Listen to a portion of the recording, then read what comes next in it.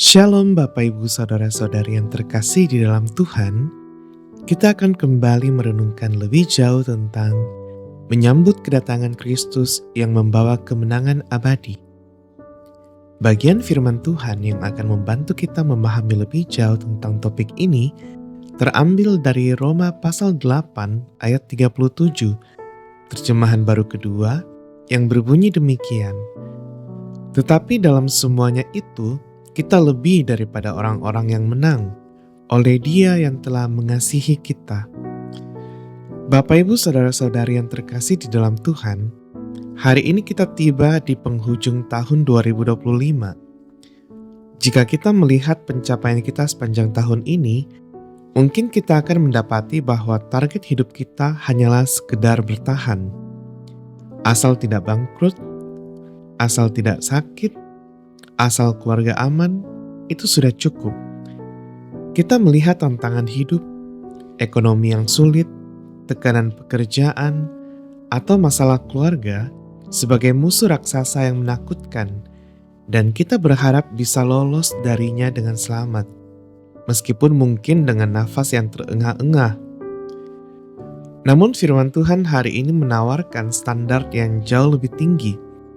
Tuhan tidak memanggil kita hanya untuk survive atau bertahan, tetapi untuk menjadi lebih dari pemenang. Istilah lebih dari orang-orang yang menang dalam bahasa aslinya adalah satu kata yang sangat kuat yang memiliki dua pengertian.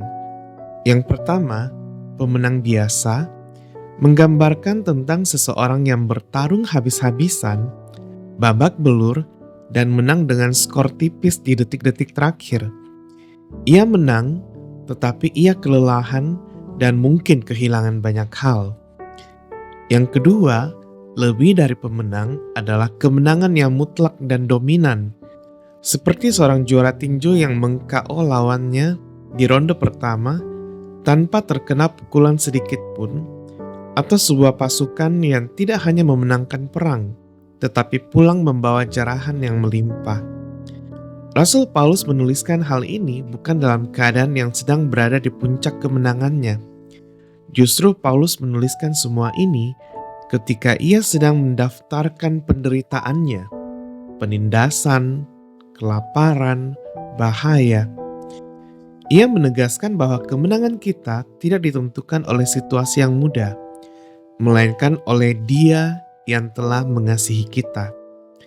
Kasih Kristuslah yang membuat kemenangan kita menjadi kemenangan yang telak, bukan kekuatan otot kita sendiri. Oleh sebab itu, firman Tuhan hari ini mengajak kita untuk tidak terintimidasi oleh masalah. Jika kita tahu bahwa di dalam Kristus kita lebih dari pemenang, kita tidak akan memandang masalah sebagai sesuatu yang akan menghancurkan kita. Sebaliknya, kita akan melihat masalah sebagai kesempatan untuk melihat kuasa Tuhan bekerja. Dunia mengajarkan untuk menang dengan cara sikut kanan, sikut kiri, dan akhirnya menjadi stres. Tetapi, lebih dari pemenang berarti kita bisa melewati badai, namun hati tetap tenang. Kemenangan sejati bukan hanya soal masalah selesai, tapi soal hati yang tidak menjadi pahit atau tawar selama di dalam prosesnya.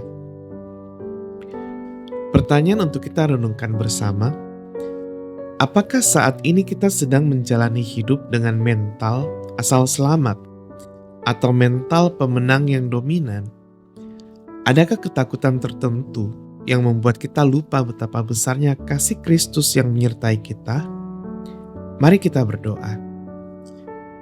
Tuhan Yesus, terima kasih karena Engkau tidak memanggil kami untuk menjadi orang-orang yang kalah atau sekedar orang-orang yang bertahan hidup. Firman-Mu menegaskan bahwa karena kasih-Mu, kami adalah lebih dari pemenang. Bangkitkan iman kami ya Tuhan. Ketika masalah datang mengepung, ingatkan kami bahwa bersama-Mu, kemenangan sudah menjadi milik kami. Ajar kami untuk tidak gentar, tetapi berjalan tegak dalam damai sejahtera, karena kami tahu bahwa tidak ada yang dapat memisahkan kami dari kasih-Mu. Di dalam nama Tuhan kami Yesus Kristus kami berdoa. Amin. Demikianlah renungan kita bersama pada hari ini. Kiranya kita boleh terus bertumbuh setiap hari di dalam Tuhan. Amin.